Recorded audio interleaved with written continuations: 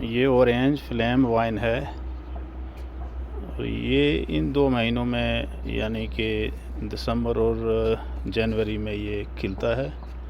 और इन दिनों में तो बाकी फूल नहीं होते हैं, बाकी वाले फूल तो लगभग मुरझाए हुए होते हैं क्योंकि ये ख़ज़ां का मौसम है। लेकिन कुदरत का करिश्मा है कि उसने इस धरती को 12 महीने इसको 12 में रखना है। यहाँ देखें, इसके ऊपर एक हनी बी है। ये हनी बी यहाँ इसके अंदर गई है, चलेगी अंदर सक करने के लिए, अभी बाहर आएगी। इस फूल के अंदर है ये, अभी निकल आई है बाहर, देख रहे हैं आप। ये हनी बी है, दूसरे के अंदर चलेगी। इसमें आमतौर पर हनी बीज हैं यहाँ पे। यहाँ भी देखें तो काफ़ी सारी हनी बी है। यहाँ भी है एक, ये भी है, ये देखें आप, ये हनी बी ये हनी बी है इधर।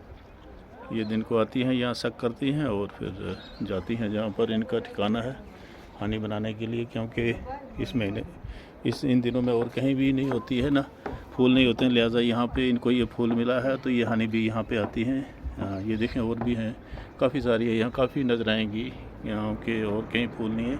इसके बीच में जाकर सक करती हैं और उसके बीच में से इसका रस लेकर के फिर चली जाती हैं। तो ये इनका सोर्स है आजकल हनी बनाने का। ये एक और है इधर, ये बीच में जा रही है, ये इधर, ये देख लें आप, नज़र आ रही होगी। तो अल्हम्दुलिल्लाह ये देखें, यहाँ इस पे 2-3 हैं, इधर हैं ये, इधर जहाँ भी देखो तो बहुत सारी हैं।